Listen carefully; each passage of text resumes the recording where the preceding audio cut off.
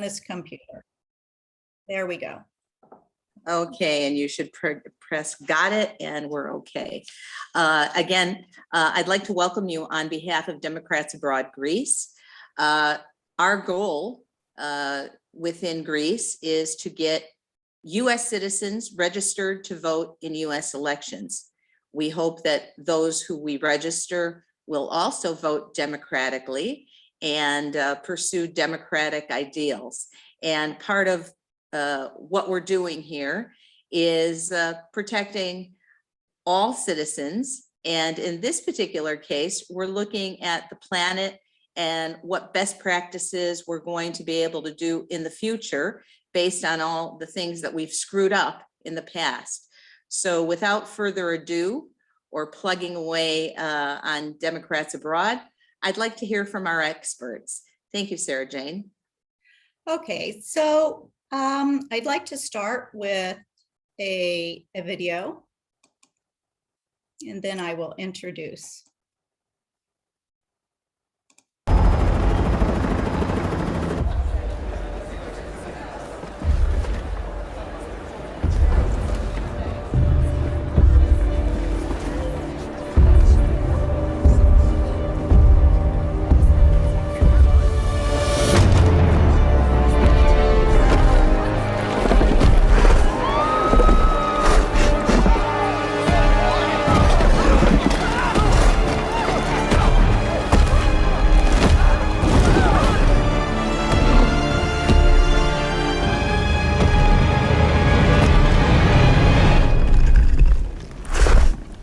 You okay? You need a minute? Cool. Okay.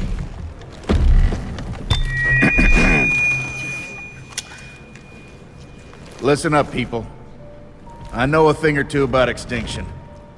And let me tell you, and you'd kind of think this would be obvious, going extinct is a bad thing. And driving yourselves extinct? In 70 million years, that's the most ridiculous thing I've ever heard. At least we had an asteroid. What's your excuse?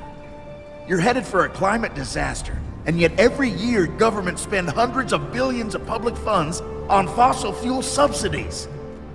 Imagine if we had spent hundreds of billions per year subsidizing giant meteors. That's what you're doing right now. Think of all the other things you could do with that money. Around the world, people are living in poverty. Don't you think helping them would make more sense than, I don't know, paying for the demise of your entire species? Let me be real for a second. You've got a huge opportunity right now. As you rebuild your economies and bounce back from this pandemic, this is humanity's big chance. So here's my wild idea. Don't choose extinction. Save your species before it's too late.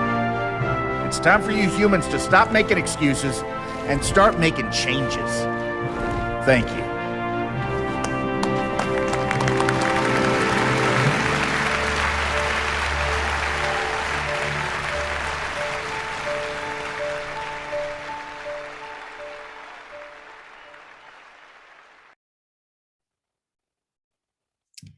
So we're really, really fortunate tonight to have two distinguished speakers with us. I will not go over the bio data of our speakers because it was published earlier. I will just introduce first Gaetano Leone. He's former deputy director of the IPCC, which you're going to learn all about, and a recently retired coordinator of the Barcelona Convention for the Mediterranean, with over 30 years career experience in multilateral negotiation, policymaking, and management. Gaetano, thank you for being with us. The floor is yours. Thank you very much, Sarah Jane. Thank you, Stacy, and everyone.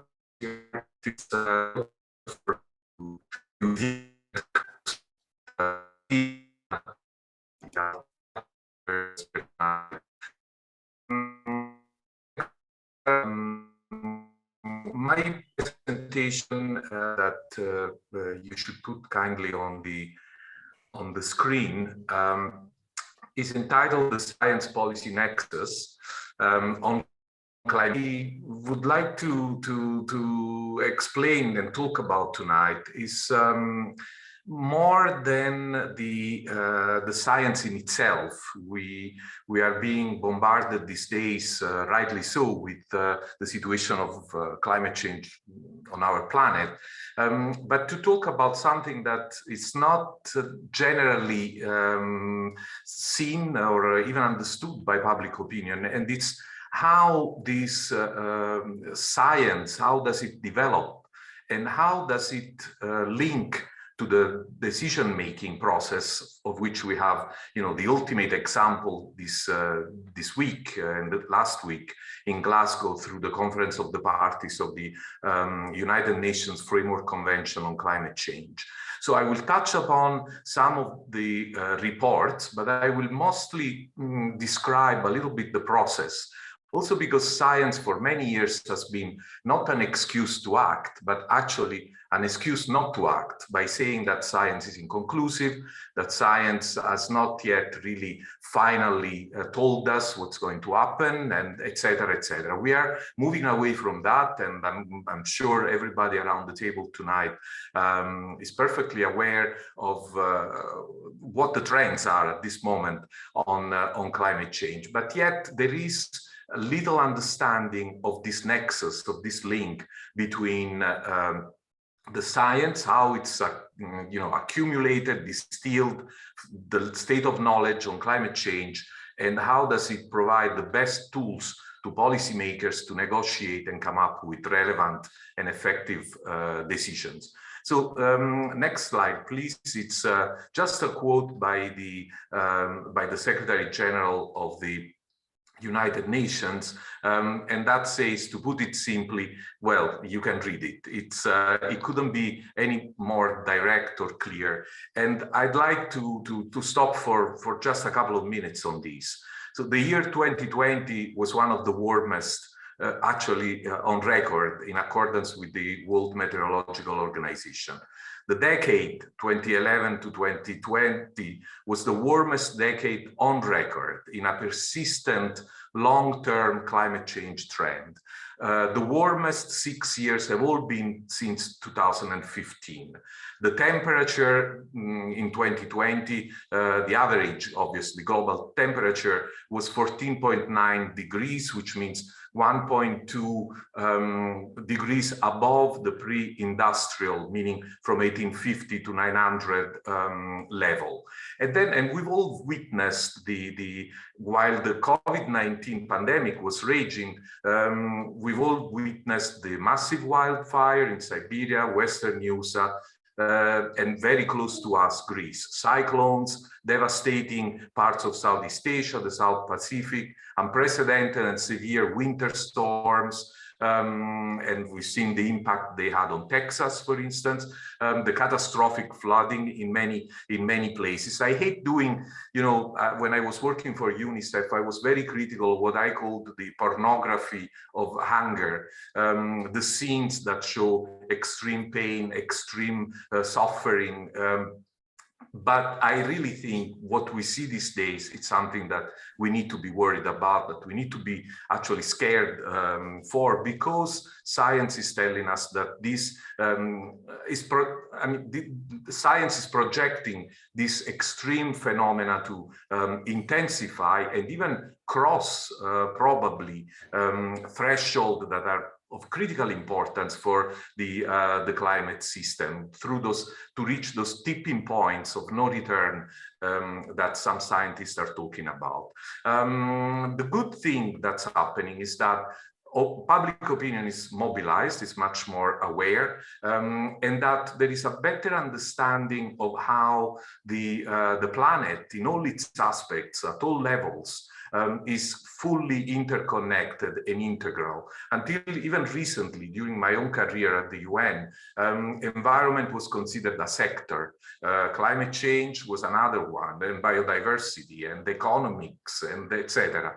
It is now fully understood how, and we see it also at COP26 these days, how in fact this is an integral problem for our planet that requires solutions that are made on integrated approaches. So next slide talks about this IPCC, and which is the Intergovernmental Panel on Climate Change. And I've highlighted 3 points that I believe are very important on what the IPCC does. But while you read that, well, I had the privilege of being, as Sarah Jane said, the Deputy Secretary for 4 years, when in fact the 5th assessment report was approved. That process fell under my responsibility. So what is this IPCC? A little bit not very well visible generally, except when they issue the reports. It's an intergovernmental panel on climate change. It's a creature of the United Nations, in particular the Environment Programme and the World Meteorological Organization. And the goal is to provide governments at all levels with scientific information that can be used to develop climate policies. So the IPCC is a panel of government representatives. They are all the governments of the world. There's 197 governments that sit, 195 that are members of the IPCC. Obviously, these governments do not conduct research, but they rely on the work of thousands of scientists around the world to prepare, to review the entire published literature, peer-reviewed literature on climate change in the world. And then every 6 to 7 years, they distill it in a report which is in itself quite voluminous. I mean, it's made of 3 parts. Each one of them may reach or even go beyond the 2,000 pages. It's a picture, it's a panorama of the state of knowledge on climate change at the global level. And they deal with, they're divided in 3 working groups. There is one which is physical science basis, the other one which is on impacts, adaptation, and vulnerability. The third one, it's about mitigation. But more than giving you these things of the structure, I think what is interesting to know is that in the report, the last one that came out in 2014, there's one that is coming out in installments right now. The one of 2014 had 831 experts. So these are the volunteer scientists to do the assessment work, the review of the literature. And they are helped, so to speak, by a very robust process of review, also by other reviewers and scientists around the world, who keep giving comments, and the drafts keep being reshaped and readjusted in order to be as open, as inclusive of regional differences, economic differences, opinion differences. Of course, there is a strong effort at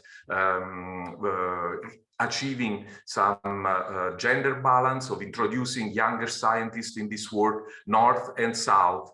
And eventually you get this report that is in a draft.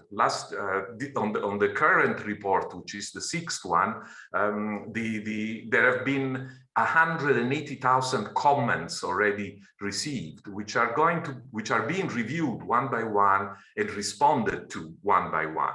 So this very, how can I say, almost tedious work, the aim is to come up with, as I said before, where are we, what do we know, what do we understand? But not, and this is a thing of fundamental importance for the IPCC, not policy prescriptive. So the report of the IPCC will not say that this is the type of action that needs to be taken. That's the job of the COP, what's happening right now. And so, I mean,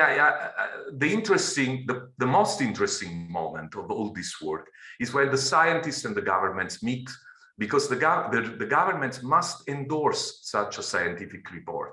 Now, we all know that, at least I don't know how many scientists are there in the audience, but scientists, they think they know the truth. That is their mandate, to find the truth, and they are the depository of the truth. They can prove it.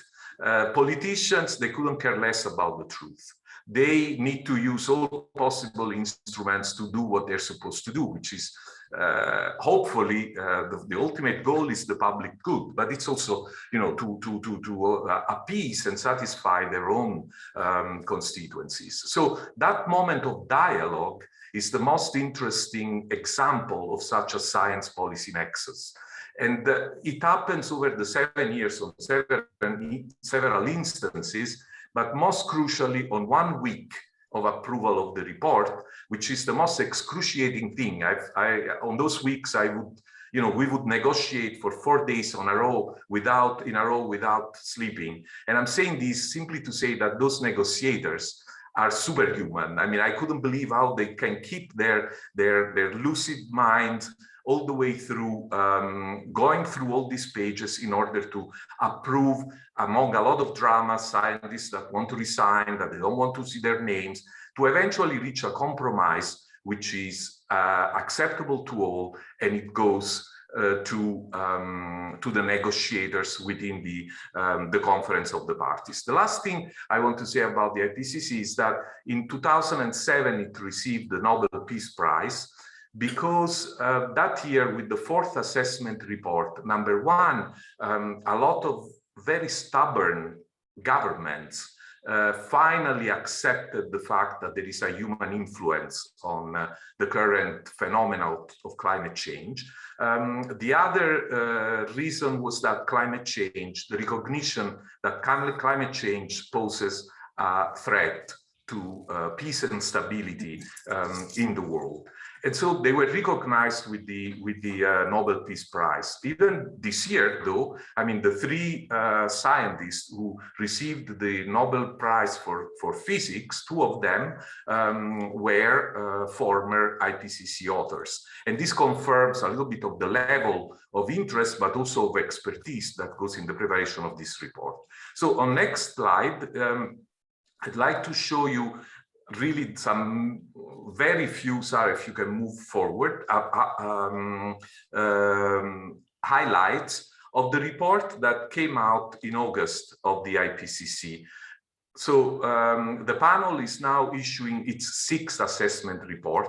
The first installment, which is the one on the nature of science, came out, was approved by governments in the end of July, beginning of August, was released.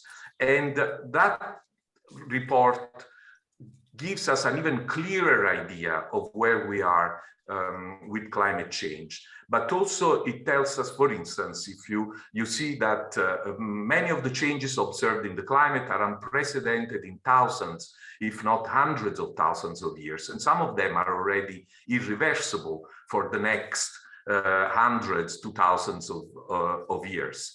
The report also shows the differences. They always work on scenarios. The different scenarios between the reaching the goal of keeping warming to 1.5 degrees or moving to 2 degrees, and how different and how terrible the impacts will be if we move to Now we're to 2. Now we are getting even worse. So this much clearer picture also tells us that climate change will increase in all regions, that many changes tend to feed themselves, that there is sort of a vicious cycle between, for instance, mega fire and warming up. There is between deforestation because of climate change and increases, I mean, the shrinking of sinks, etc. The report is 2,000 pages long, as I said, and I don't certainly want to summarize here its content. But what is important here is that there is also a very, a very clear message that human actions still have the potential to determine the future course of climate. We are not yet at the tipping point that I was mentioning before. Now, I will send you the references if you are interested in addressing and approaching, looking at some of these reports, which come also in summaries for policymakers that are of extreme interest because they really summarize the findings and provide some food for decisions to be made by our leaders. The next slide is about another scientific report, which is issued by UNEP, and it is the UNEP emission gap report that comes out every year. And this report, what it indicates is that even with the new commitments that we have received, and they've kept coming until COP26 now, we still fall far short of what is needed to meet the goals of the Paris Agreement, which is to limit the warming to 1.5 degrees. Because in accordance to UNEP, the United Nations Environment Programme, we are rather, if those new commitments get actually implemented in their entirety, we are on a track for a global temperature rise of at least 2.7 degrees this century. So the report emphasizes the need for net zero pledges, which are pledges that we've heard from about less than 50 countries, including also the EU. And those are pledges to practically to remove from the atmosphere the amount of emissions that we put into it. So to keep a balance, it's not gross zero, which would mean to stop completely, but it's to keep a balance so that the emissions that go into the system are equivalent to the emissions that we manage to remove from the system. But even these 50 now net zero targets to which some countries have committed will help in reducing by half a degree the temperature, but no more. So the conclusion of this report is that to have a chance to reach the 1.5 degrees target, we need to halve greenhouse gas emissions. For the 2-degree target, the additional need is lower, a drop in annual emission of 13 gigatons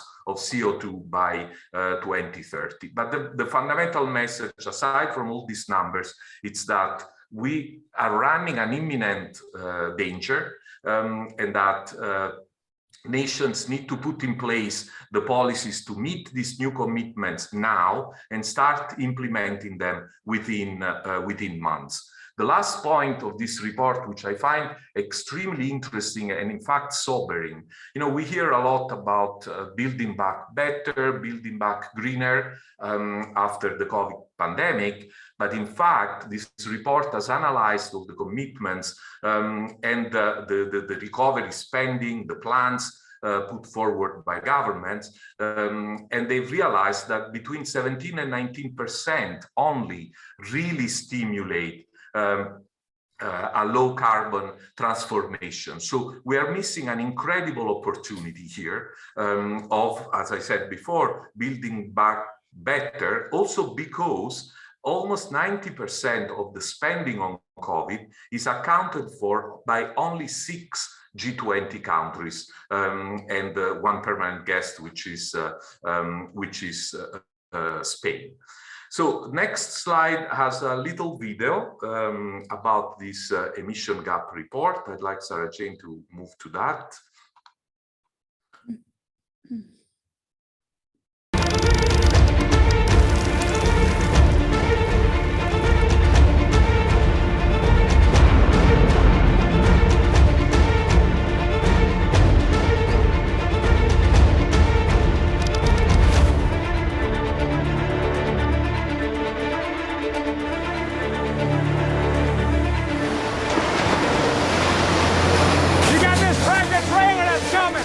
Tractor trailer right here.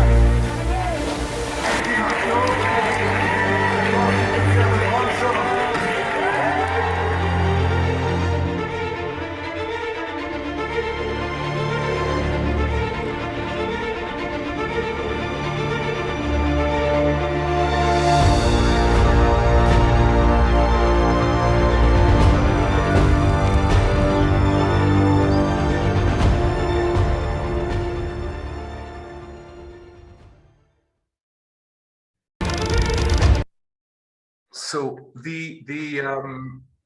this again, I'll let you have the links to this report as well, which is most interesting on the emissions gap. And the third and last one I want to touch upon is this year's 10 Insights report by the World Meteorological Organization. WMO is the other parent of the IPCC. It works also with a very robust scientific basis, and they put together 60 world leading academic experts to come up with this document that contains 10 main points, all of great interest. We'll see a short video on that one too, and of which I have highlighted 3 on this slide. The first one is about the mega fires. Now, we know that fires, well, the reason is clear. They have affected Greece incredibly this year, but also in the recent past, and they will continue with increasing force over the next the near future. But wildfire are an intrinsic feature of many ecosystems around the world. In fact, many plant species need fires to reproduce. However, the IPCC says that future increases of fire, whether with medium or high confidence, but will happen on every inhabited continent, with a huge impact on human health. So, for instance, current estimates tell us that over 677,000 deaths per year globally derive from landscape fires, with the largest contribution from the Arctic, Southeast Asia, Central and West Africa, and the Amazon. 9,000 plant species were affected directly across the 2019-2020 fire grounds in Australia. A huge loss of biomass in the Amazon of almost 0.7 gigatons made the Amazon change from being a carbon sink, so absorbing CO2, into a source of carbon sink. And we could continue. The second that I highlighted is about household, which are still not fully, the role of households, behavior change is not yet fully taken advantage of. And yet household directly and indirectly influence a large share of global CO2 emissions.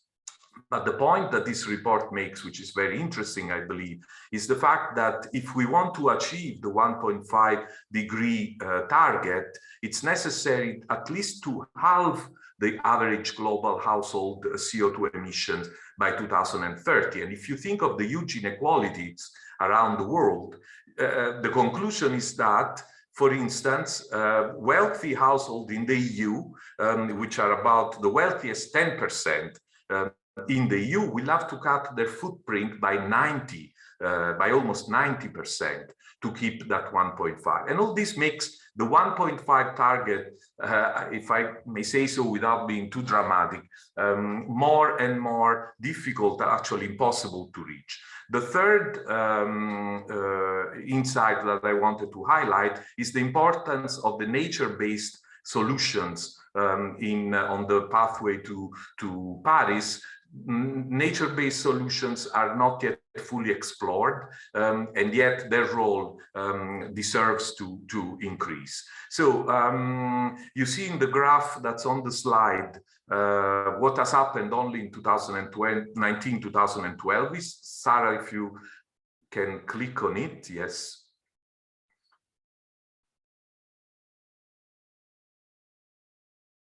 And I think this is a really clear picture of the widening presence and impact, as the IPCC predicted long ago and continues now to tell us it's going to happen with increasing frequency of the mega fires in the world. There is a short video that shows you, I'm sorry, maybe I'm taking a little bit more than my time, but I think it's interesting to see also the short video with the list of the 10 insights that are of relevance to the decisions being made at COP26. Sarah, if you can go to the next one, please.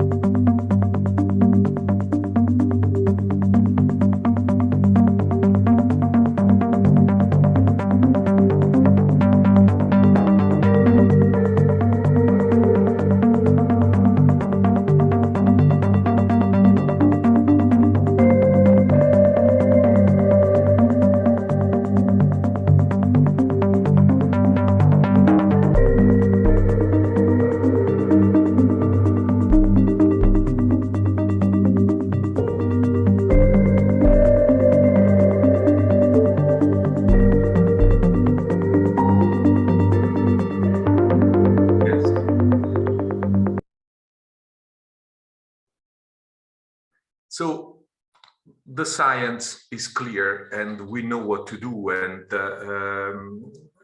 obviously, the last point that was made is that keeping the temperature rise to 1.5 degrees is still possible, but there is too much. There is a lot to do, and the message that I want to emphasize is that we are not limited any longer by a lack of knowledge of the problem. We are not limited by economic factors. We are not limited by the available technology, but by other obstacles. And these are those structural, social, cultural, and especially political factors that inhibit the pace and scale of implementation necessary to achieve the Paris Agreement. But the action is, as we've said it before, necessary, urgent, I would say more than urgent, immediate, and possible. So, which brings us in my last few minutes to COP26. What is the UNFCCC? This is the United Nations Framework Convention on Climate Change, which also has near universal membership with 197 countries that have ratified the convention, with the intention of preventing dangerous human interference with the climate system. Now, if you think that the UNFCCC was established in 1992 and entered into force in 94, when science was not yet fully, how can I say, exhaustively convincing, it was quite an ambitious decision that was made at that time by the governments, and especially in defining its principles. The first one is that the onus is on developed countries to lead the way. And this is inevitable, and this is absolutely continues to be necessary. The second one is that financing needs to be channeled towards for activities in developing countries. Because we have also developed countries have responsibilities after 100+ years of industrialization and impact on climate. The third point is that there is a need to strictly monitor and review the action that is being taken by each government, and this is what the convention does. And finally, act through, most recently, the protocol, the Paris Agreement, which was signed off in 2015, which is a way to operationalize the ambitious efforts to combat climate change and adapt to its effects. Now, there are 4 countries that have not yet signed the Paris Agreement. There have been others like the USA who have gone out and then back in. These 4 are 2 members of the Organization of Petroleum Exporting Countries, Libya and Iran, and the other 2 are Yemen and Eritrea. Turkey and Iraq, which were among the big absentees, have finally signed up to the Paris Agreement now, recently in late 2021. So COP26 is this year's annual meeting of the Conference of the Parties. Next slide. Its objectives are to secure the global net zero by mid-century, to keep 1.5 degrees still within reach, to adapt, to mobilize finance, and most importantly, to build cooperation. Now, on all this, we are dramatically late, especially on the mobilization of finance. Already in 2015, there had been a pledge to mobilize $100 billion a year for climate finance, and yet is something that is so far away as a benchmark, but that risks to make it impossible to reach any target that the conference gives itself. Now, the conference started in earnest last week. We've all seen and heard the statements of the world leaders. There have been some very interesting ones on deforestation, on methane, for instance, the global methane pledge, which now has nearly 90 members. As of Monday, countries had pledged more than $250 million to the adaptation fund, but this is now, everything is yet hanging, and the negotiations continue in the working groups, in the technical groups, but the final product is still far to be defined. Today, next slide, there was a draft which was circulated, was available on the web, on the site of the convention itself. This one, I highlighted some of the points, and then I listed the headlines, the section titles. For the first time, there is loss and damage that we can translate into compensation, really. This is for countries that are suffering particularly the impact of climate change without having, while having very, very low levels of emissions.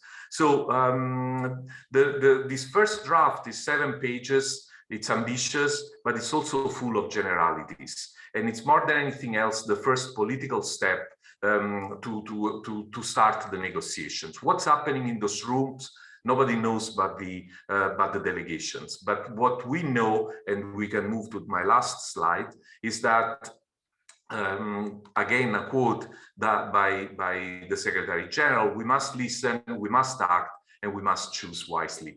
I stop here, and again, I'm sorry for having rushed through by taking so much time such colossal subject, but I'll be happy to entertain the discussion with you afterwards and answer questions that within my obviously capacity and expertise I'll be very happy to answer. So thank you again to you all for your attention and for being patient. Thank you.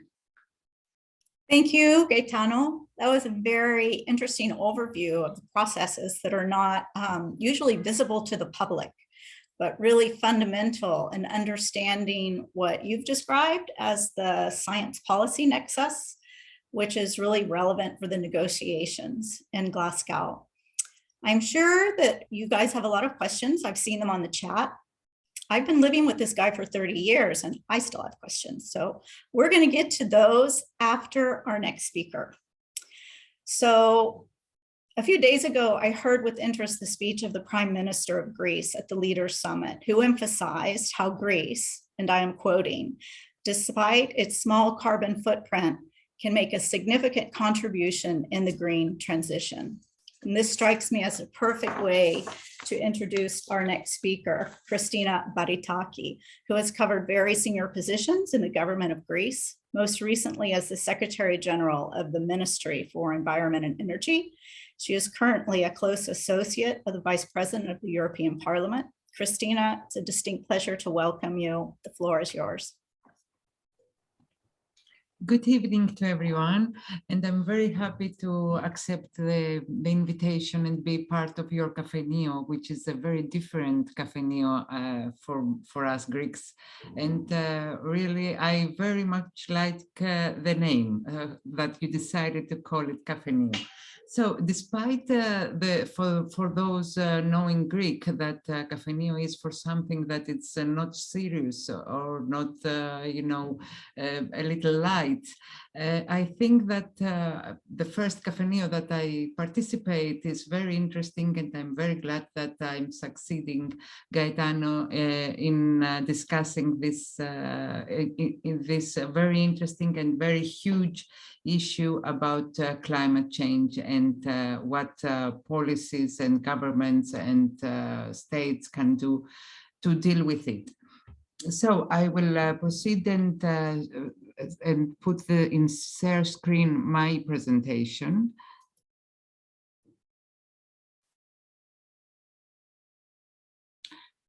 So on the road to Glasgow, we are in the second week already of the meeting, and what is interesting, and I think I can add to what Gaetano said, is that we have this kind of meeting once a year, which is a very short term. It's a very short cycle of meeting with so important issues, and in the negotiators and the member states and the parties that they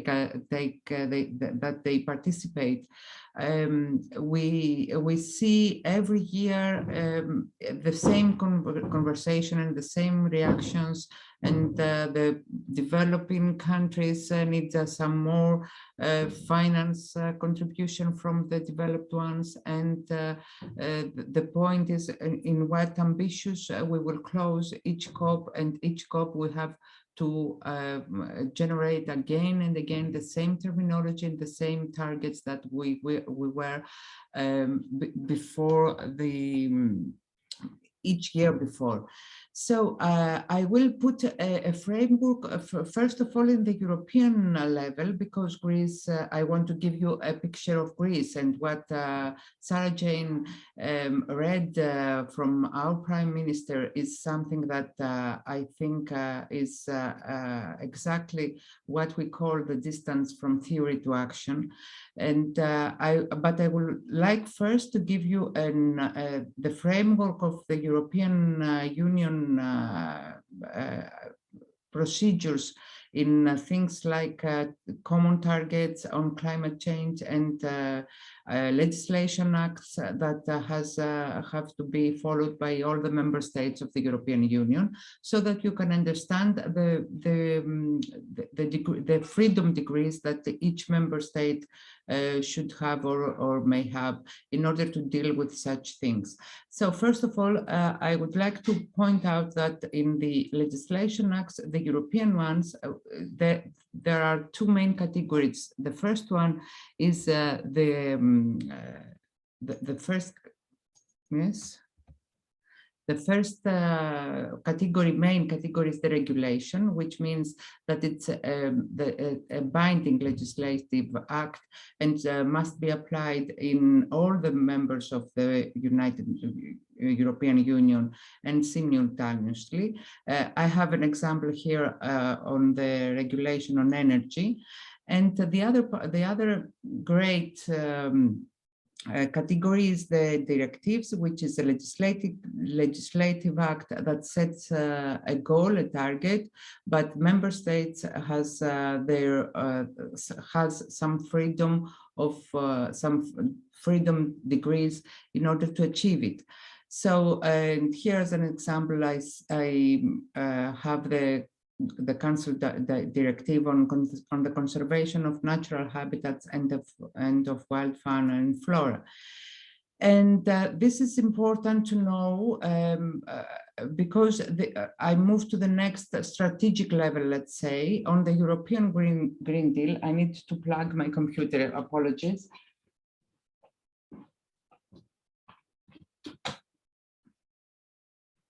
Sorry.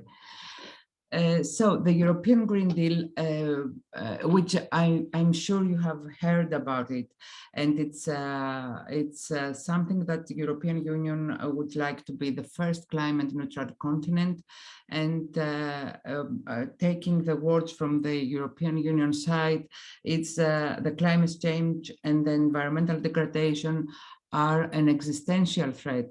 That's what European Union says and called it.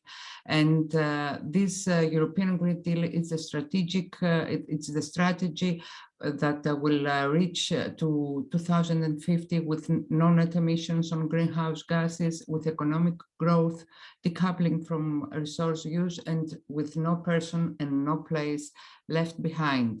So too good to be true.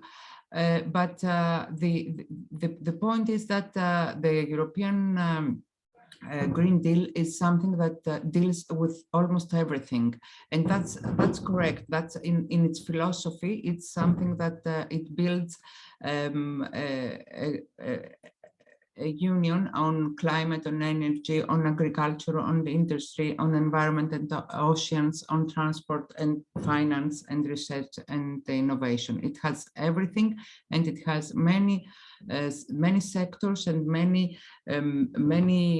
provisions for changing actually European law, directives and regulation, as said before. So we have here's are the sub-targets, let's say, about the climate, about the energy, with the supplying of clean, affordable and secure energy, with industry, with building and renovation, with pollution, with preserving the and restored ecosystems and biodiversity, with food security and food system with strategy from farm to fork, and a smart mobility, and with the principle of leaving no one behind.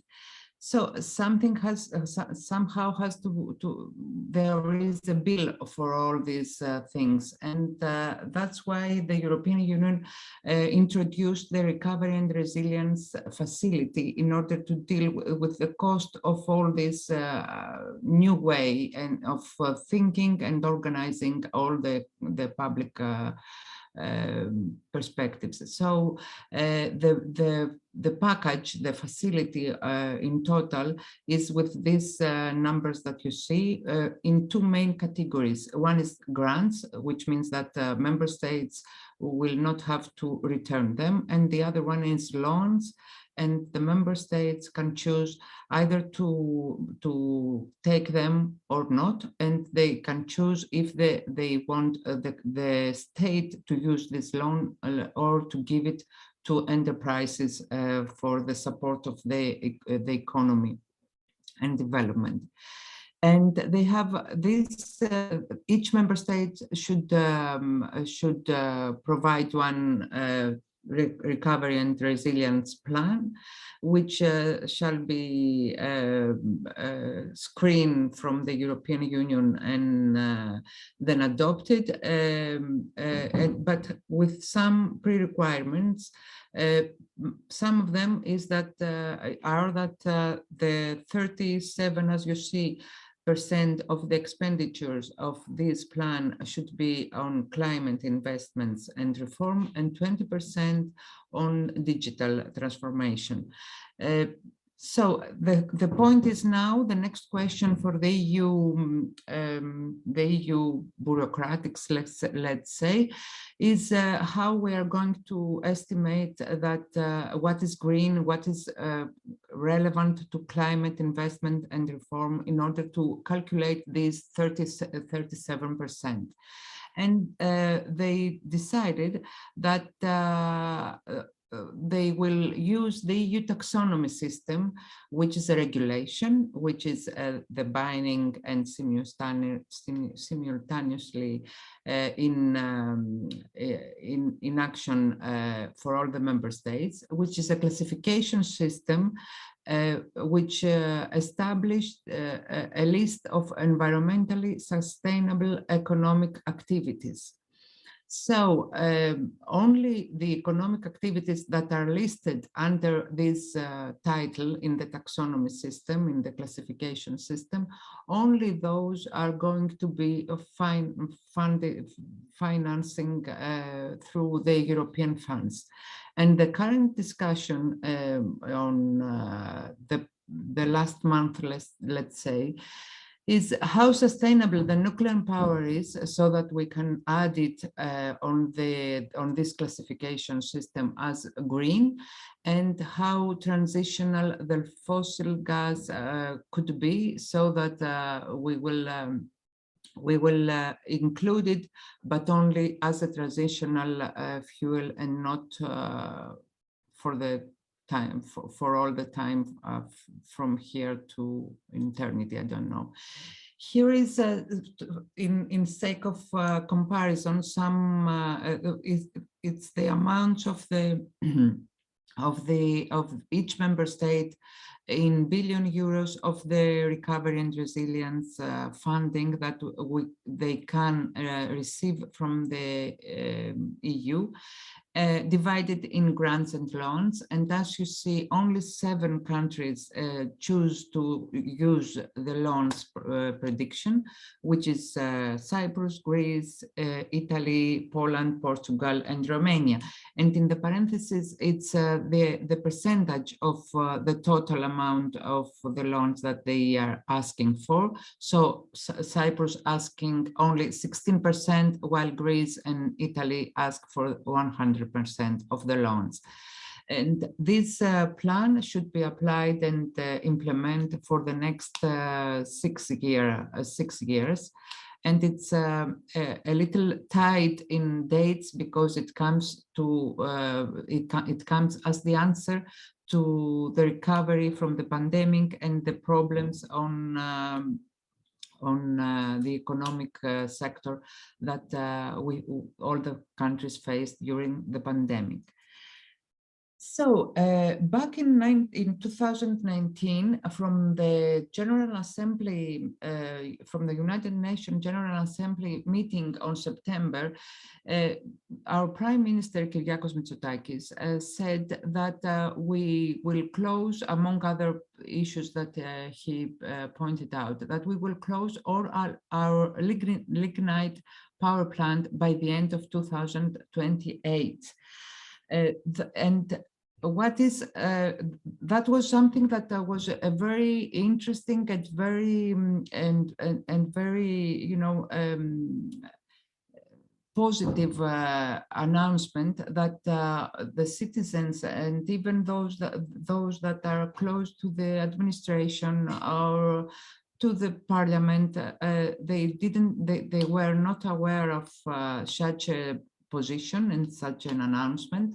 And the NGOs here in Greece were very enthusiastic about this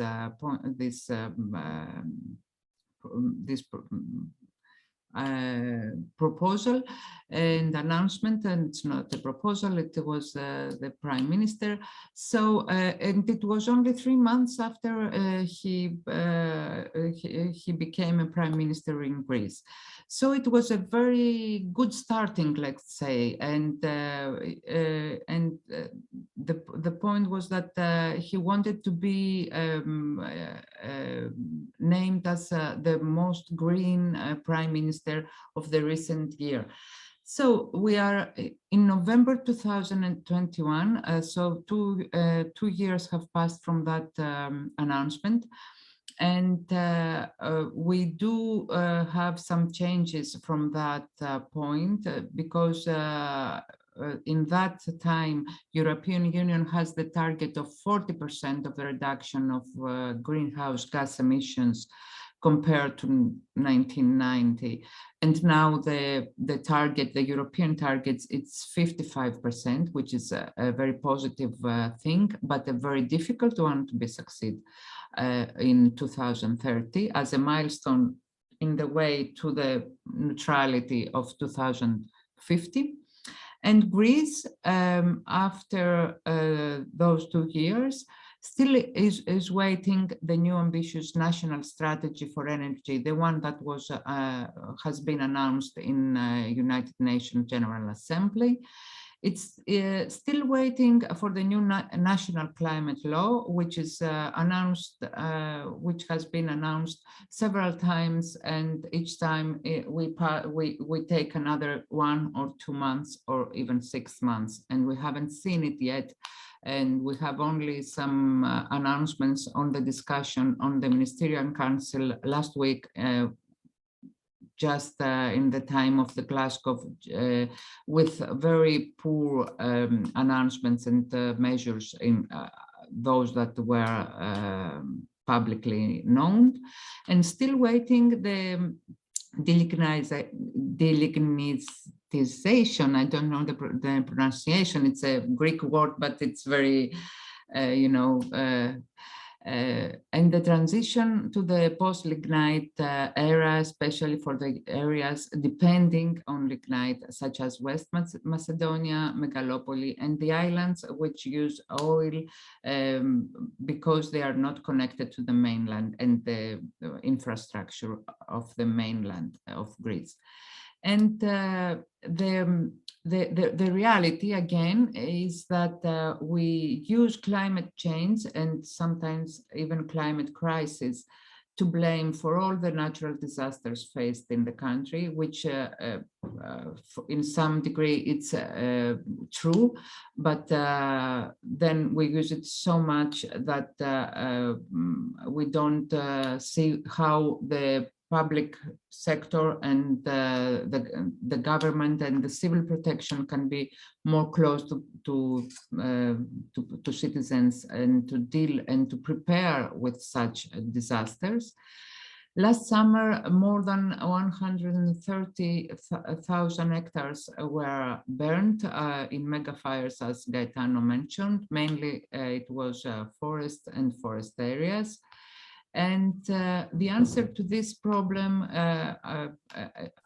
immediately after these fires, the governmental answer was to create a new ministry with the name of Civil Protection and Climate Crisis. And in that new ministry,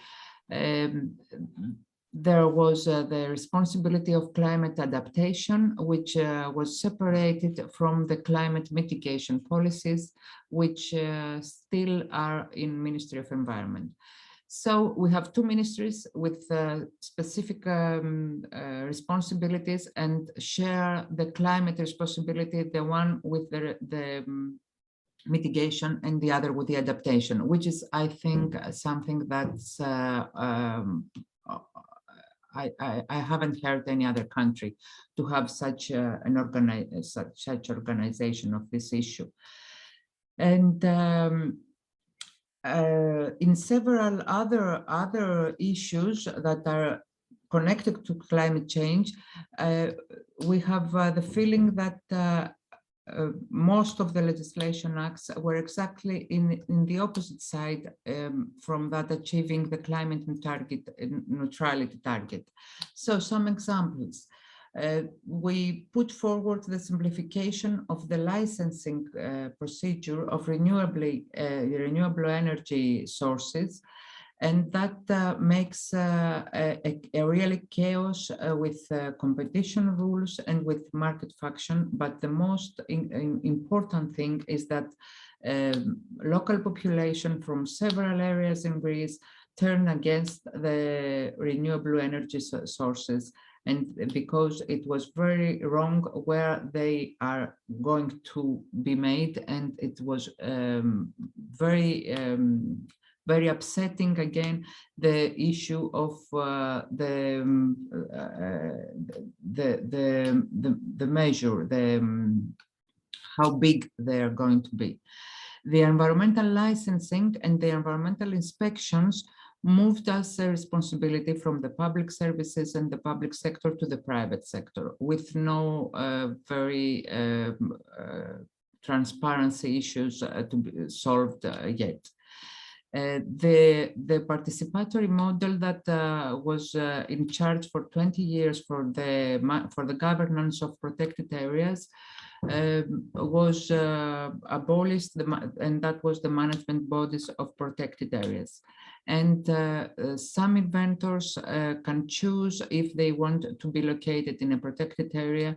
They can choose by themselves the management options of the protected area for the protection of wild fauna and flora, and they can choose, of course, what it's convenient for them and their investment.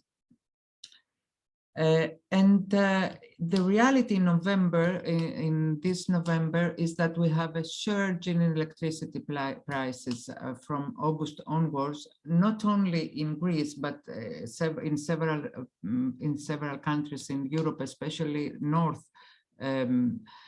And we have in some countries more than triple their level as they were half a year ago. So European Commission decided to react and prepare the toolkit for member states to use. And some member states asked for amendments and asked to rethink and rebuild the regulation on energy market. Between them was France and Spain, while some other prefer not to interfere with internal markets, such as Germany. In Greece these days, our public power corporation, which was the state, let's say, corporation for power, moves to capital raising and brings the state share below 51%, and the really high score for all the days and all the countries, it is held by Greece on the next day price for 19th of October 2021, which was in the prices of the next day. On energy, it was 253 euros per megawatt hour, and here is a map with that date on 19th of October, and the name, then the prices that electricity has in each European country. As you see in Greece, it is the highest, 253, as I said before, euros per megawatt tower, and all countries are above 100, while 1 year ago it was about 50 euros per megawatt hour. And just to have a look at it, this is the tomorrow market and the prices for the tomorrow market.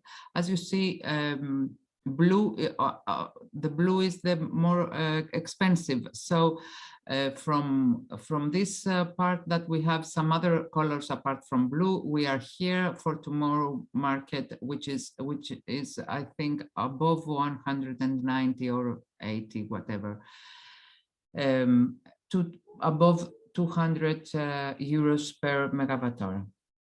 The main problem and part of the raising of the prices on everything apart of the energy is that in several countries the justification for this energy crisis, let's say, is that we pay a lot of, we pay a great deal of money on the ETS, the carbon market, let's say, the CO2 market that we have in European Union, and which is about 60 euros per megaton CO2, while a few years ago it was below 10 euros. So this justification has a main problem that several people will go against this green transition and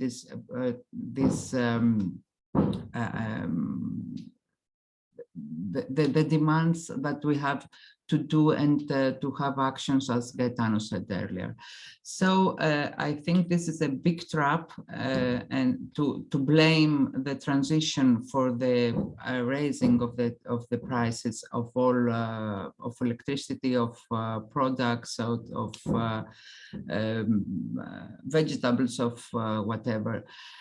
So that's the one thing that I think that one should pay attention, and the governments should pay attention, not to turn the people against this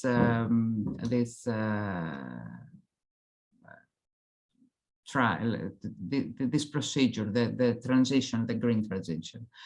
That is what I think was interesting for you to know, and I'm sure that if I can answer your question, you can count, and I'm waiting for the discussion.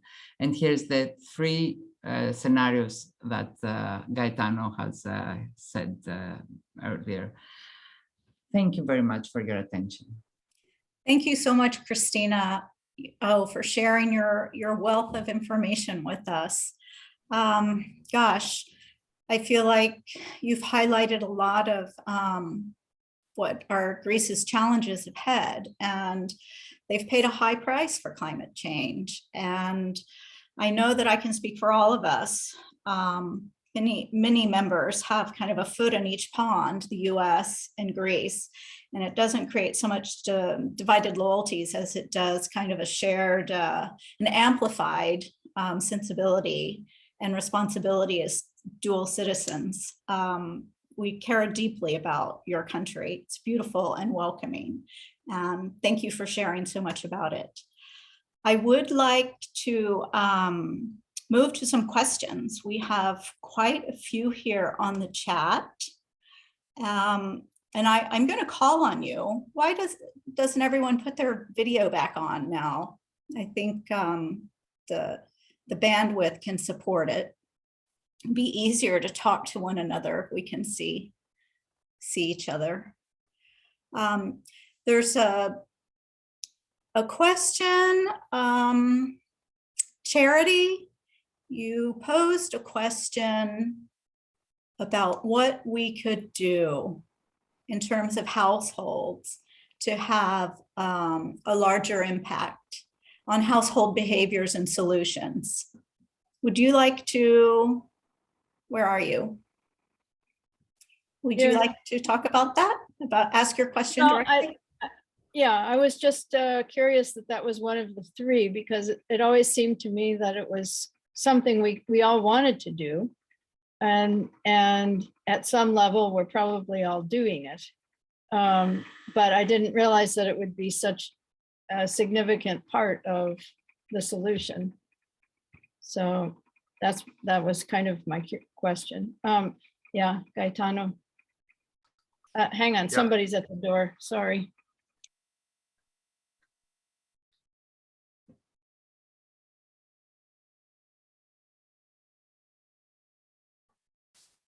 Gaetano, can you address Yeah. this question Yes, I also can. with regard to support from legislation? Well, the thing is, let me start by saying, in terms of household consumption, the sectors that are most impacting the climate through large emissions of CO2 especially are in the order. The first one is mobility. Second one is housing. Third one is goods. Fourth one is food. And fifth one is leisure and services. So any activity in these areas, and especially the highest one, the top ones, food, housing, goods, will have an impact. Now, the fundamental point is that the significant change will happen only if these changes will make a difference only if they are combined with mutually reinforcing changes by the public and business sectors. I mean, what I'm trying to say is that if there is a demand by public, by households to switch to electric cars, it will make sense only if in parallel, there is an entire legislation, there are investments in infrastructures that allow to charge those cars. There is support for those who need to buy and fix those cars, etc., etc. And the same applies to all the initiatives that we can take. I've always been a strong believer that individual action matters, and I think this is true now, the same way it was true before. In response to a follow-up question by Karen, no, I don't know of any comparison that has been made, for instance, going back to the Laiki. But I also think that the changes do not mean to go back to something. I mean, the issue here that we are discussing is transitioning to a more sustainable consumption and at the same time production pattern. It was what it's called a circular economy. There are so many labels that are put on it, but what we are talking about here is sustainability. Now, that report advances an interesting concept of these corridors, which means that all households should be placed in terms of impact on climate change and emissions in a space that is between a lower limit that is the one that allows everybody to keep some decent standards of living, and that applies especially to us in the Western world, who are, as I said before, the ones who are most consuming and impacting the climate. The upper limit is the limit which is set, and once again we go to the public sphere of regulation, of legislation, is the limit which is set by the limits of governments and the local level. So for me, it's very clear that we need to continue taking the individual action and at the same time argue and push for policies that support those individual actions. So I hope this has been clear and useful as an answer. In terms of awareness, there is also a question by Stacy, I believe. The public is mobilized with awareness, but how does awareness integrate into action? Well, I think awareness is a fundamental prerequisite for action. The problem is that our awareness doesn't necessarily translate into action, either because we don't have the structure around us to do it.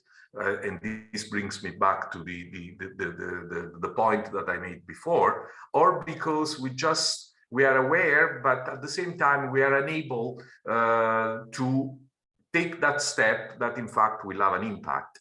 And, you know, this is so true also in terms of justice, which is another question that was in the chat, if I may get to that one too, because the point where we are now, a fair solution is to cut the richest 1% countries to reduce their emissions by a factor of 30, so that the 50%, the poorest 50% of the world can multiply theirs by 3 times. Because this is what fair means. It doesn't mean that now having practically brought the environment and the climate to the very dangerous state in which they are, because of the development of a small part of the world, we expect, and I saw also comments about China and Russia not being at the COP. Let me clarify that China and Russia are at the COP. The ones who were not there were the leaders at the Leaders Summit. And this is a purely political, I believe, game that is being played among the big emitters. But the fact is that without really drastically cutting our own emissions, especially among developing countries, and increasing the flow of finances to the poorer countries, we are not going to get anywhere, because this cannot be the responsibility only of certain parts of the world. But at the same time, we also need to allow the poorest one to reach the standards to which we ourselves are used. And that's why also we are not talking anymore, we consider sort of impossible the zero, the gross zero in terms of emission, but we are talking of net zero emission, so that we put in and we move out the equivalent amount of emission. But I will stop here. I'm getting a little bit random and all over the place, but I thought these were some interesting points to add in response to some of these questions. Thank you. Can I jump in and just ask you one more thing on the heels of that? I mean, if the other 50% of the world wants to reach our level, and our level is already a problem, I mean, how does that work? Well, nobody knows. I certainly don't. I think this is the one fundamental question. However, the fact, to me, what is really crucial now is that the 1% and the 50%, the poorer and the richer countries are all around the table. And this is crucial. What is scary is that some populations, such as small island developing states, are risking to lose their territories. What do they emit? At 0.001% of the global emissions of CO2, and yet they're going to lose everything. So, I mean, more than reaching a level of wealth, I think here now we are talking of actual quality of life for the future generations, and that's where everybody needs to be on board. But there is no more us and them. I think where the us and them comes in is on the developed world taking more and more responsibility for what has happened until now, in order to facilitate the progress of the less fortunate in the world, without, however, completely condemning humanity to extinction, as we've seen in the first video. Okay, thank you. Stacy, I see you have a question here. Will you address that about the wind turbines?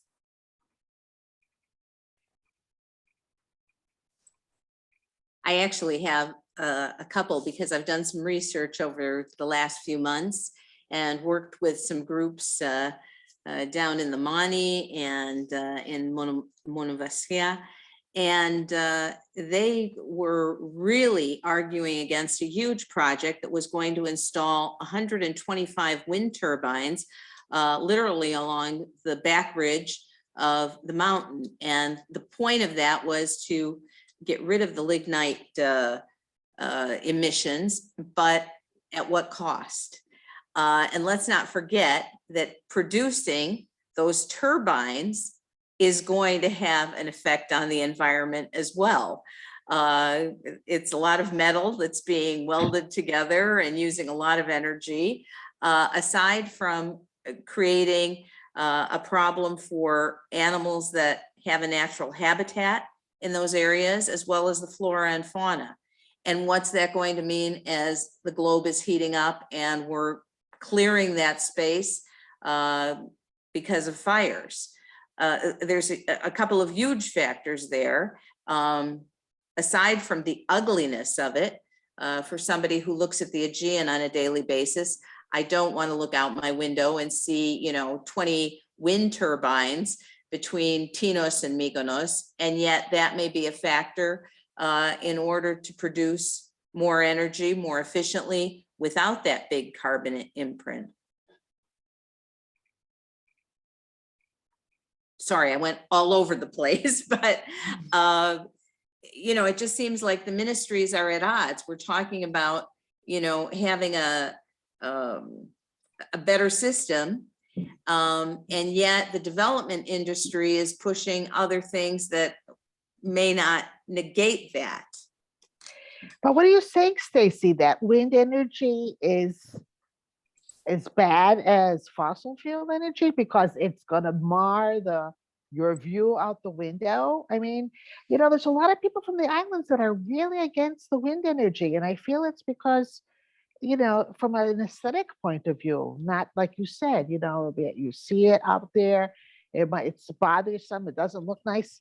But can that compare to the cleanliness of wind energy versus fossil fuel energy? I can't So believe I'm there's backing any up. No, comparison. I'm backing up, Nikki, on that because the amount of energy that's used to produce those turbines, from what I've seen in the past, it's an incredible amount of energy. Okay, it's a one-time You mean like shot. making it? Yeah, Right. you mean like making it and putting it up there? Yeah. Well, is it more expensive than drilling a hole in the sea to get oil? I don't think so. There's a hole, you're out in the sea and you make these whole big excedris, what do we call them? Those big things with all those people and they're Platforms. drilling The and platforms, building yeah. it. Yeah. I can't imagine that's less expensive or maybe even drilling, I take your point, there's an initial cost, but isn't there for everything that starts out with that?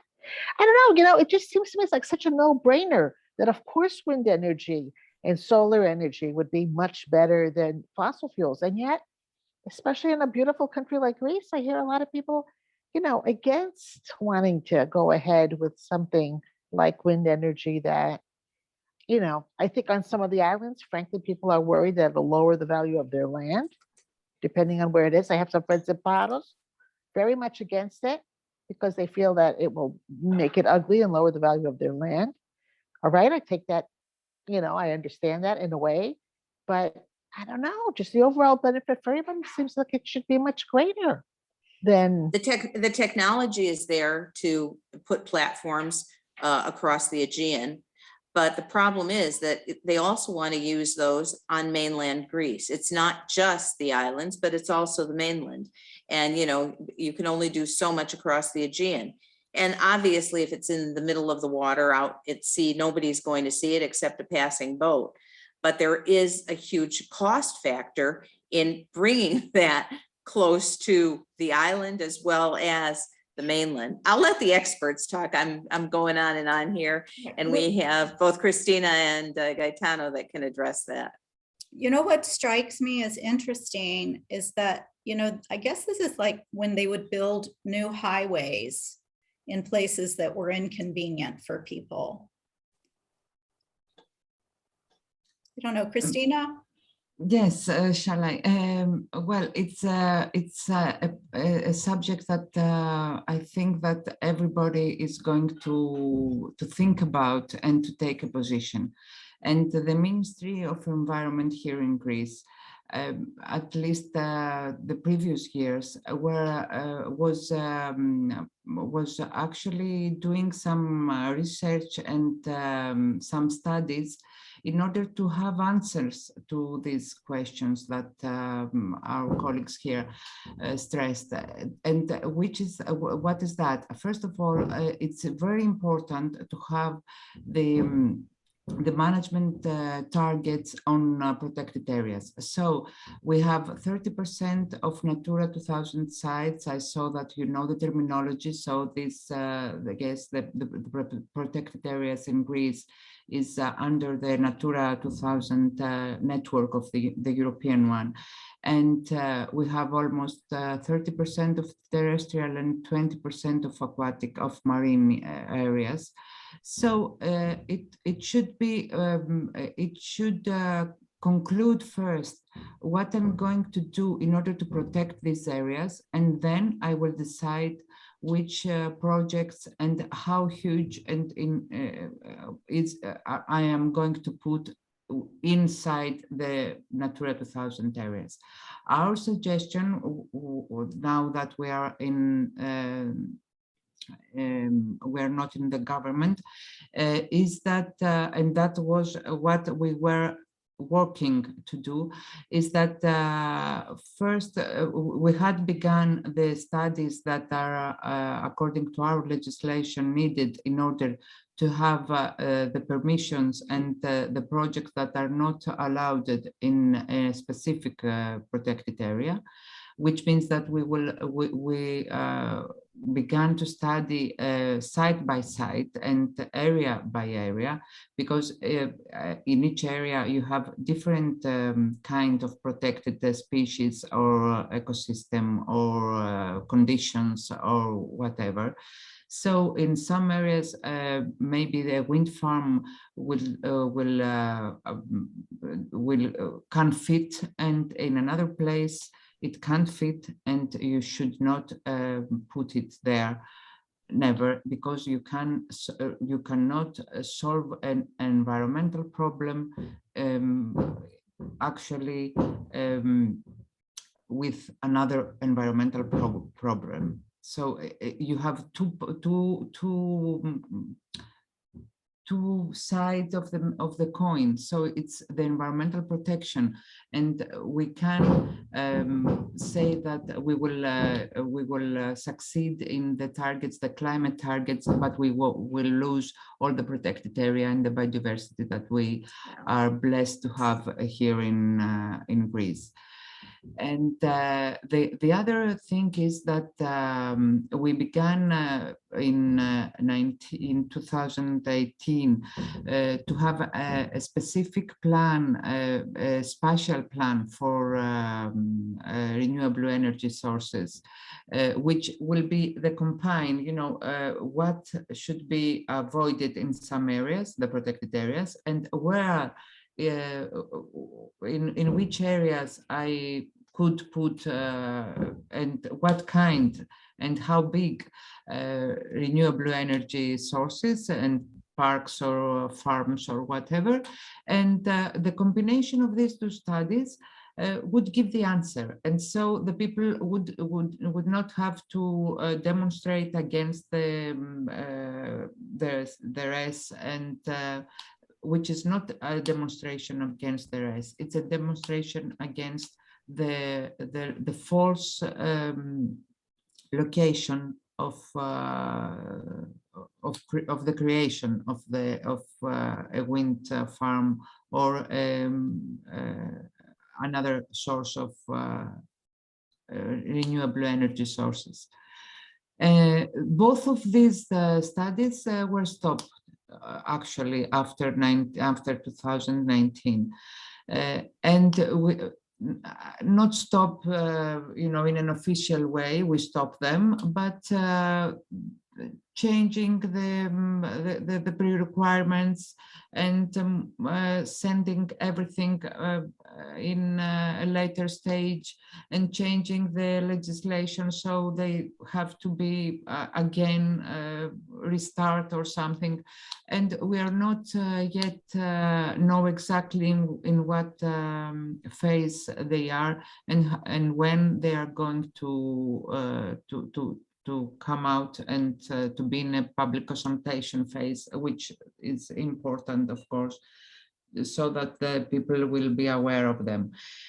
I think that it's a choice, not solving and not trying to solve things and not make crystal clear some things.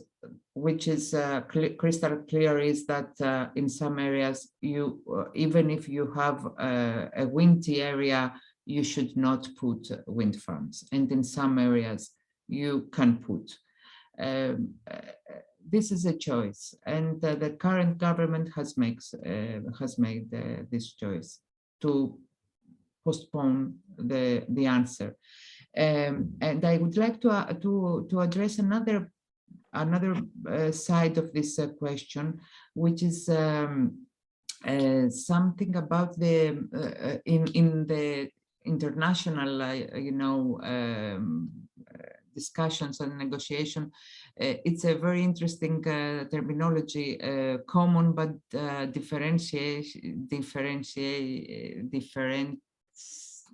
common but differentiates.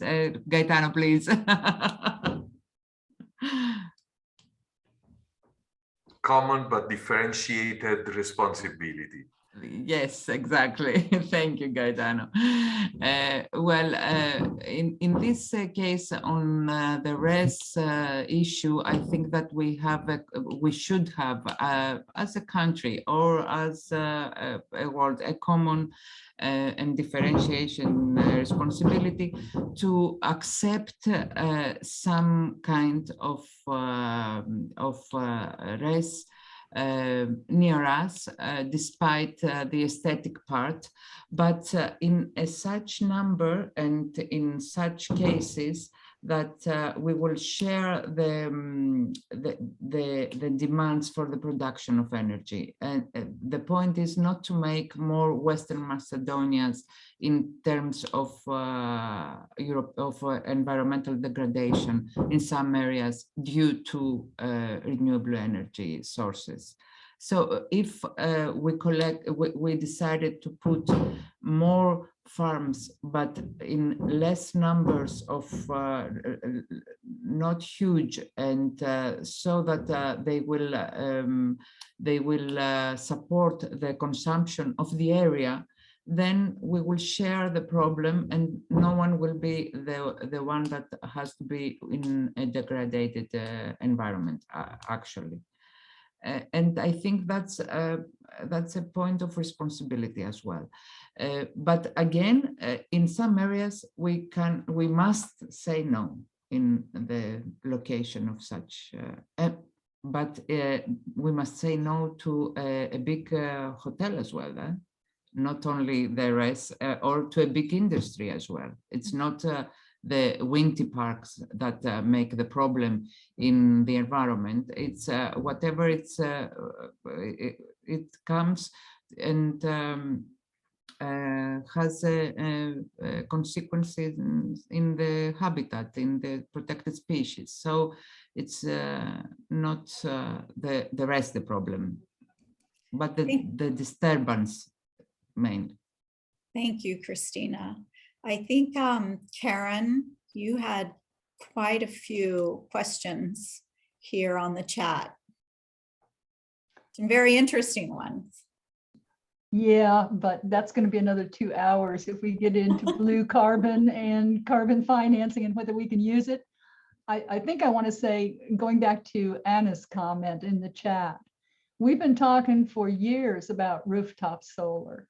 and, you know, ideas of how that could be established in the city where the demand is, instead of piping it in from Peloponnese on the trunk cables that we don't have, or from the islands, or from some Natura area.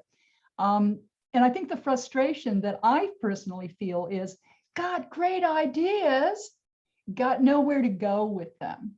What's the interface, Christina? Is it possible to have some place where we can talk to, if not ministers currently in the government, but people who can push for some other ways of doing and help us organize if we're, you know, if we don't have time to start up our own business, or if we're too retired to drag it out every morning to do that? Is there some place where we can plug in? Because it feels like there's a zillion different Facebook pages and groups and places I can go and talk about these problems, but I lack the track to do something and make some kind of, you know, just add another idea to the discussion, even that.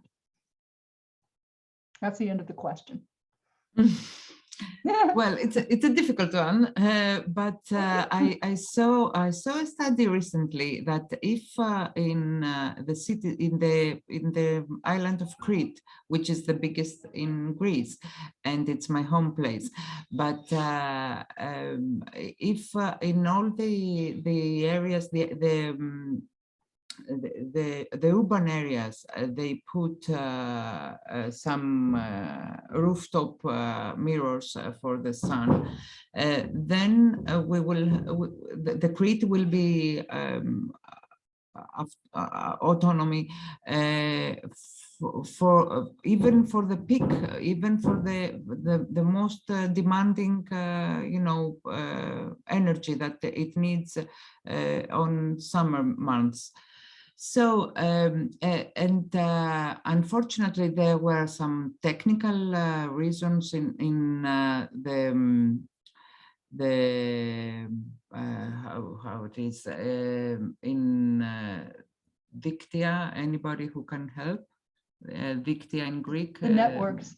The networks. Yes, okay. Yes, exactly. The networks. Yes.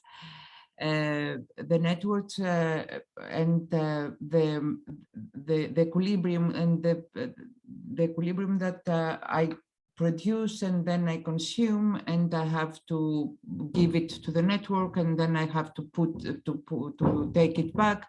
I think that these problems are in a good road, let's say. I think it's high time to deal with it, and the ministry, as far as I know, is dealing with this issue, but actually I don't know anybody who can help in practice. There are a lot of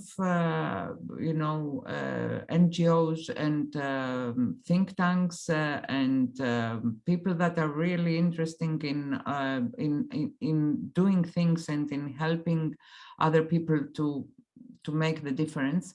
But at this moment, I'm not in a position to suggest anything.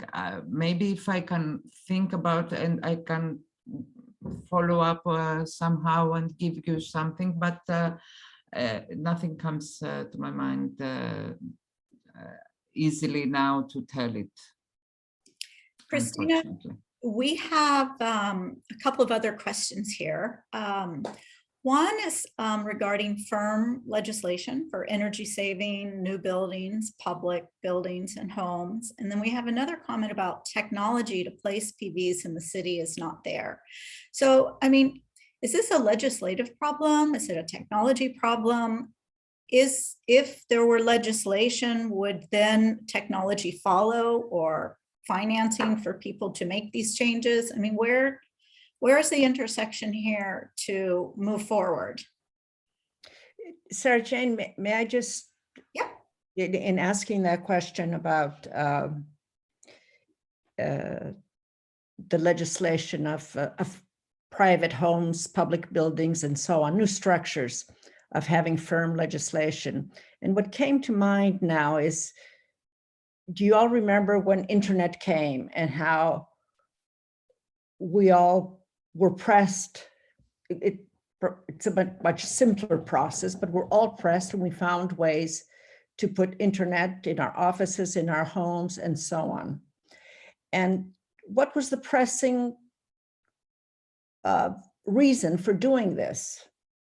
It was industry-led, and of course, we really wanted this new thing in order to be connected. And I'm wondering, with energy-saving homes and public buildings and structures, anything that is being built, if can be the same kind of incentive and push from the industry and from the consumer, both winning, both are winners. And I don't see this happening. And lately I've been talking to architects about this, and they give me all sorts of complicated reasons as to why this is not happening. It's expensive. People are not really that interested. The legislation is not that tight, and so on and so on. And I just keep wondering what will make this really, really move forward. Well, yes, I think I can answer. Nick, jump in there with your idea, because I have some friends in Mykonos who have done all kinds of solar panels, and they have tried to get money back from the electric company, and it has been a battle for the last 10 years. Even though the incentives were there, it has been a strategic battle. Okay, I was in architecture on the West Coast, and we dealt with this a lot. The issue of net metering is just a matter of actually installing the new meters in buildings where you have PVs, photovoltaics.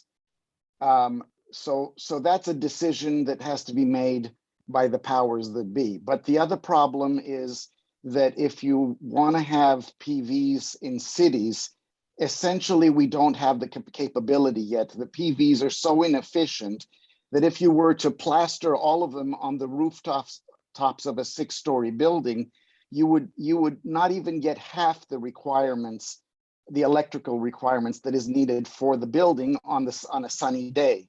So we can't rely on just urban PVs. I mean, look what they did with the water tanks. Everybody has a water tank on their rooftop. In actual fact, those rooftop water tanks just support maybe 2 or 3 apartments in each building, because there are other problems in transmitting the hot water down to the first floor. It'll take you, half an hour of having the cold water coming through until the hot water comes on. There are all sorts of technological issues that can be solved, but require a policy to be implemented and money to back it up. And we don't have anything in that regard in Greece that I know of, because I've been trying to do that here. That's all I have to say.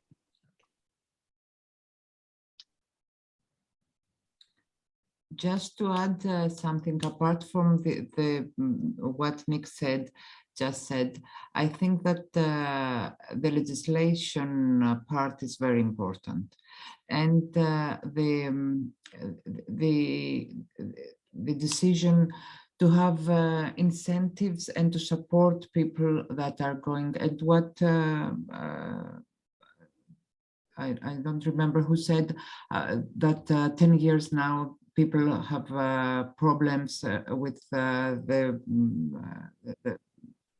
energy enterprises and things like that. So as in everything which is actually new, or it has to have another way of thinking, people try to make something out of it, and enterprises as well, not only people.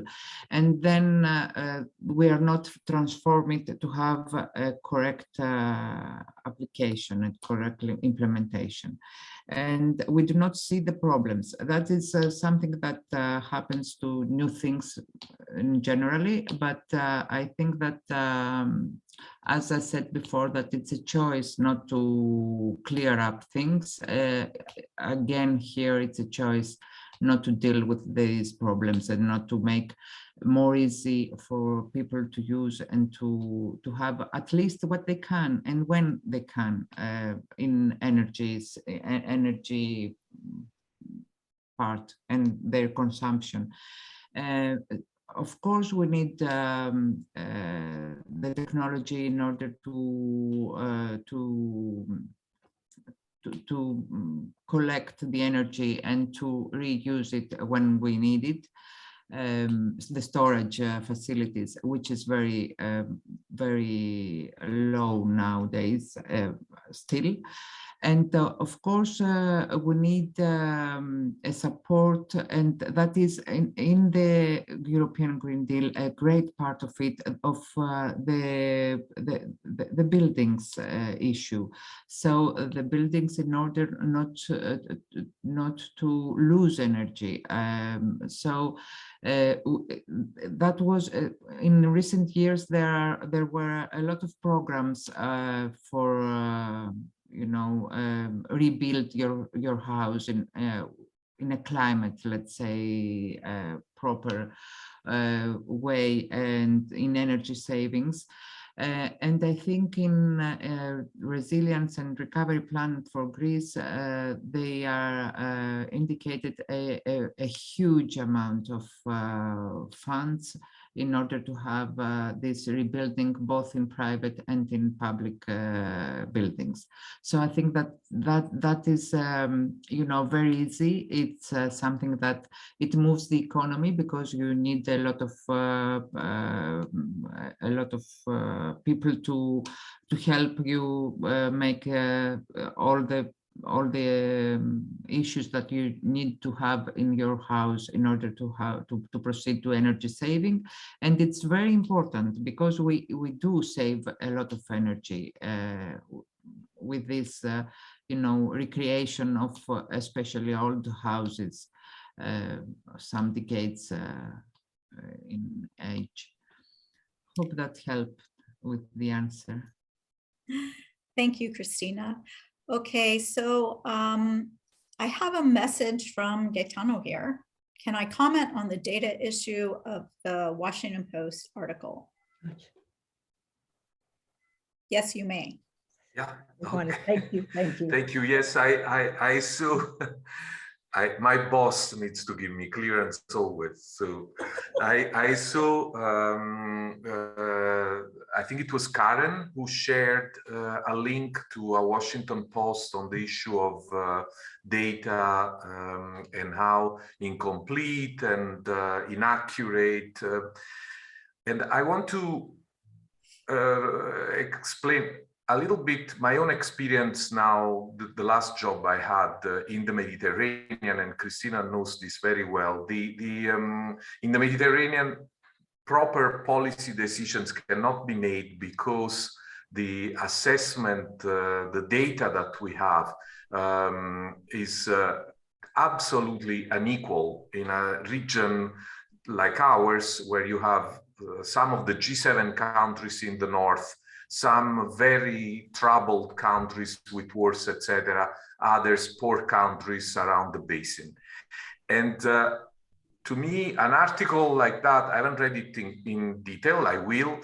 However, it feeds the impression that science is not good enough to make policy decisions, because the countries are tricking, are manipulating the information. I think it's a dangerous slope, because number one, there are many methods, statistical, mathematics, etc., to extrapolate conclusions from diverse sets of data. Secondly, is the fact that we don't need to have the ultimate accuracy in order to reach conclusions. The fact that it is so clear to everyone that climate change is here to stay, that emissions have gone well beyond what is sustainable, that knowing whether there is a discrepancy of 10 or 50 or 1 or 2000% on what a country reports, it is important, but it's not really essential. What I'm trying to say is that in a situation like this, on a week like this, where decisions are being made, hopefully based on the best available science, is it really necessary to instill the doubt that all this is based on fake assumptions? And what can we do about it? Because in the Mediterranean, we've just established an integrated monitoring and assessment program,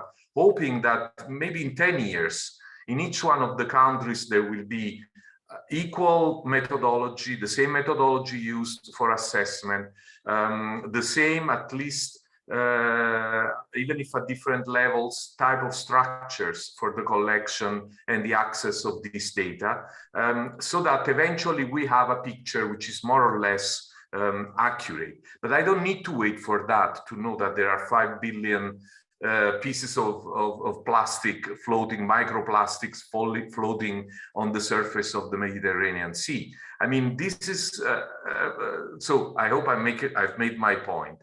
What I'm trying to say is that media at times, and I have absolute full respect for media because I think they are a crucial instrument of democracy and truth. But at times, this constant pushing us to ask questions and create doubts is not helpful, especially on a week like this. And I don't know. I will read the article more in details, and hope we can continue. Maybe you can have a Kafeneion on an issue like this. Yes, I think so. I did read this article.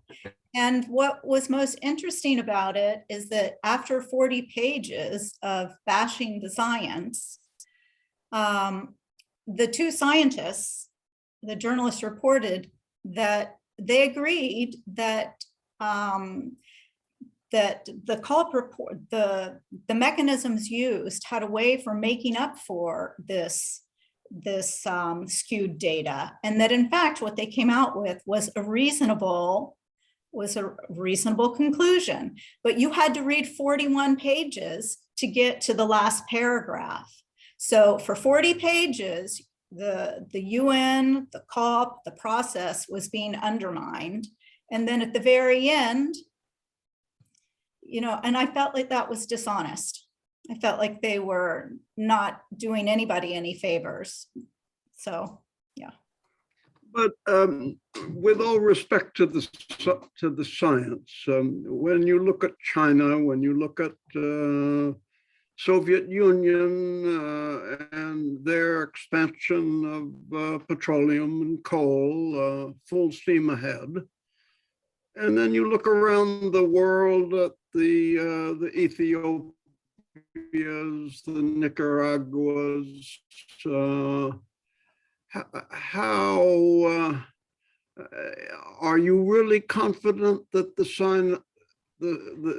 science is into those corners of this earth? And some of those are major emitters. And I don't quite understand if there could be understatement by a huge factor if proceeding to 1.5 is going to get us there if the situation is many times.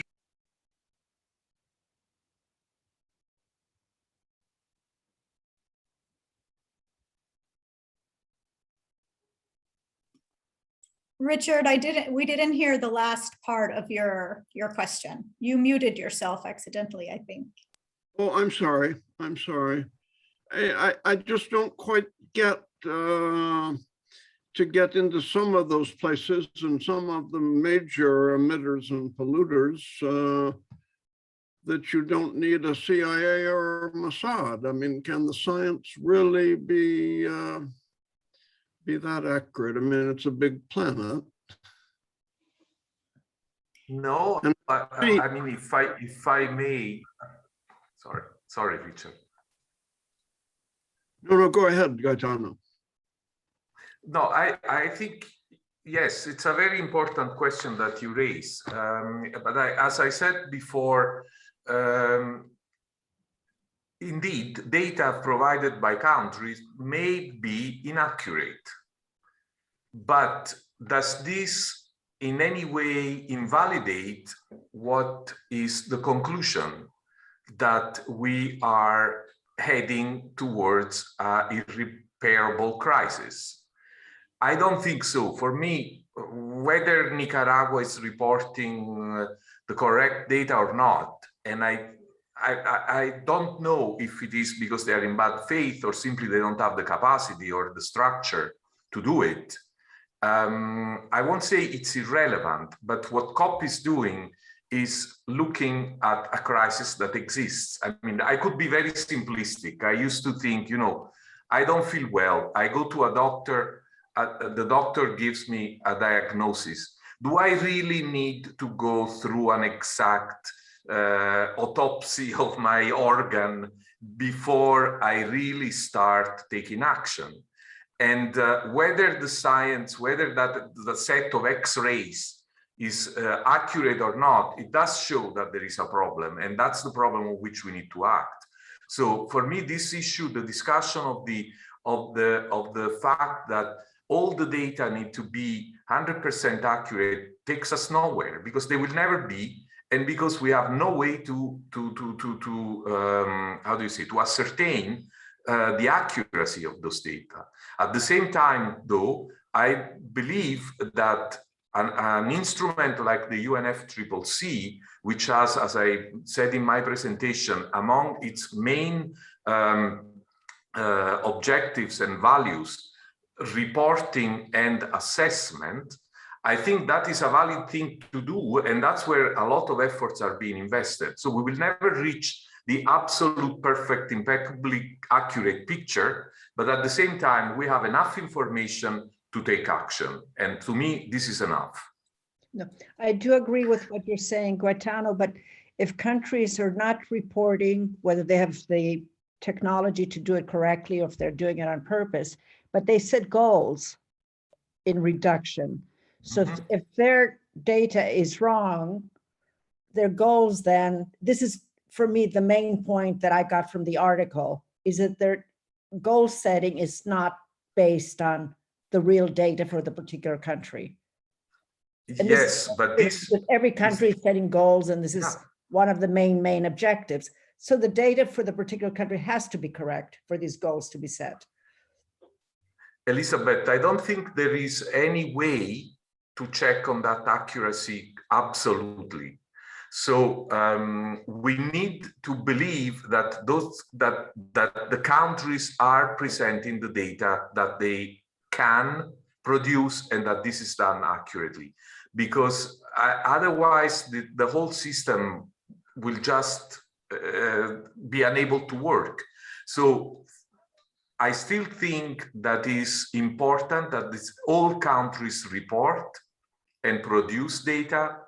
And I do believe that we need that the international community take those data for good. It's not only developing countries who may manipulate data. I mean, obviously, it can be from all regions of the world. But this is, to me, is a secondary problem when we are confronting the issue that we have at hand. So raising question is legitimate, and it generally, you know, helps. However, it runs the risk of, as I said before, invalidating the scientific basis of all these calculations and all these policies that then will come out of it.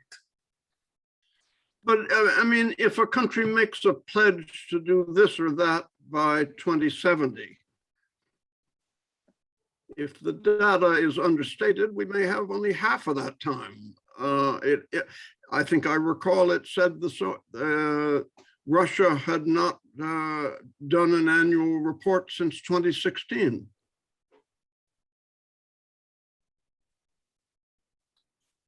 Yes, I'm not sure whether there is a solution to this.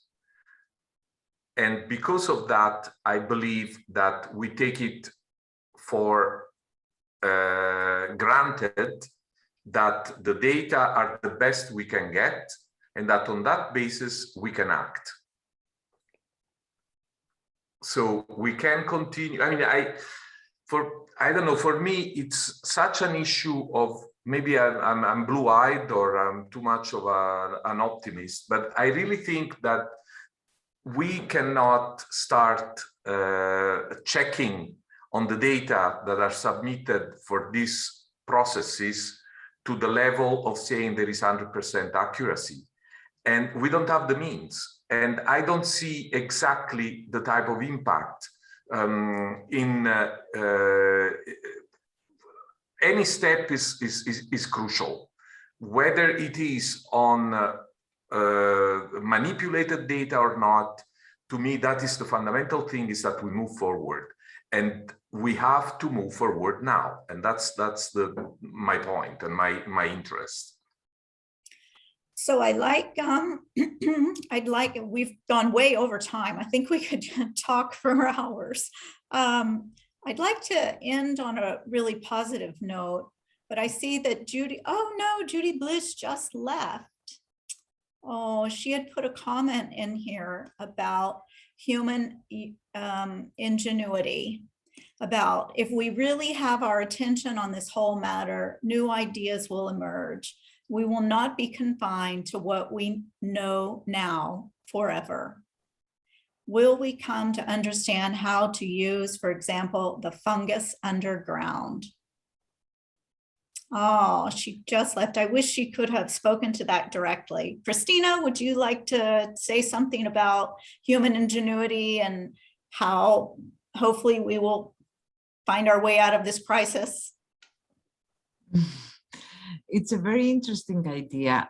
To be honest, I'm not the proper person to talk about it, and I'm afraid of making some big mistake, you know.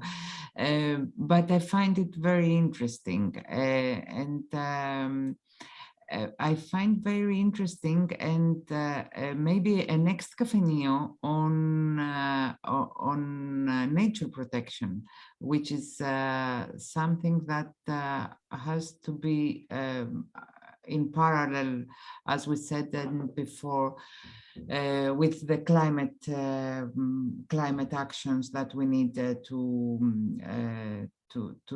take and to have. And as I see, many people here in your company enjoy the Greek countryside and like it. So their decision to live and enjoy the places all over Greece, and but not only in Greece. And I think that it's a very interesting issue to discuss about what we mean by nature protection, and what other difficult decisions we have to take in order to make a difference. Okay, well, thank you. Yeah, Elizabeth. Can I say something that's been running through my mind through this discussion because of the pandemic and with the lockdowns, and we've not been using the cars, right? And we've been walking, and I've seen people walking in the mountains, which I've never seen before, and so on and so on.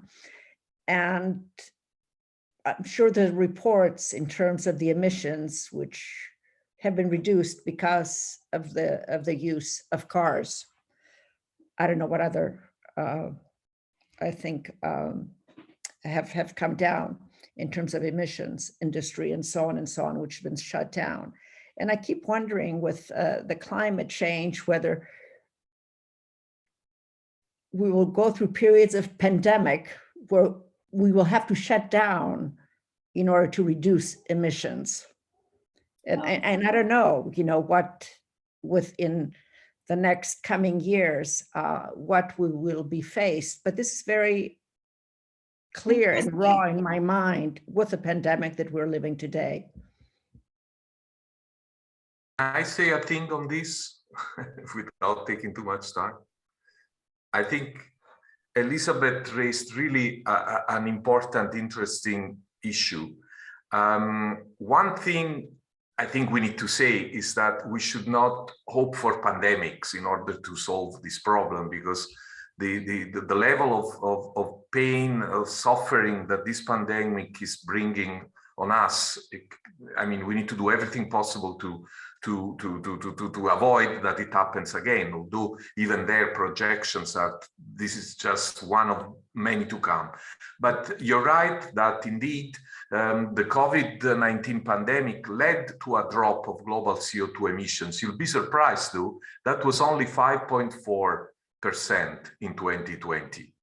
And that in 2021, I was reading, emissions are expected to rise again to a level which is only slightly lower than the record high of 2019. So that's why there was so much expectations that investment in recovery would have an impact, would help us also make green sustainable choices. And unfortunately, it's proven that this is not the case. So once again, and there we go also to the human ingenuity. I mean, we don't need to wait to be on the verge, on the brink of the disaster in order to go back. The ingenuity and the technologies are there for us to actually do something if we can only get over certain political issues, commercial, financial, that are actually bogging us down. And this is, to me, this is a fact that unfortunately is the most distressing of all in the situation when talking about climate change.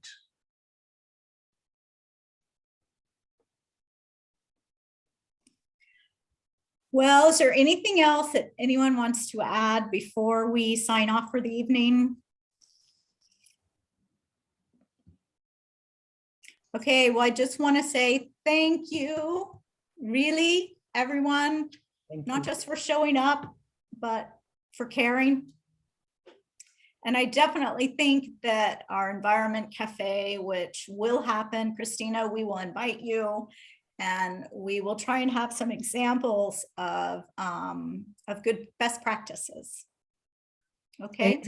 And it's a serious Kafeneion, right, Christina? It's not the Kafeneion. Yes, it's a very interesting Very Kafeneion. interesting, serious Yes, Kafeneion. I enjoyed it. I really enjoyed it, and I thank you all very much. And I have a little stress, you know, I'm among native speakers in English, and my English is not very good sometimes, but okay, I think that I made my point. Thank you very much. Thank you. Thank you so much, Christina. And I say that I'm available for the environment and the Kafeneion. Oh, great. That's wonderful. Wonderful. Yes. And thank you so much to my one and only for enlightening us as well. Good night. Thank you. Good night, all. We'll send the It recording was out. very nice. Keep The well. discussion and everything. We will put the recording on the DAGR website and on our Facebook pages. So if anyone would like to watch it again, stay tuned. We look forward for the next Kafeneion. Okay, thanks. Bye. Bye-bye. Bye. Good night. Bye, thank you.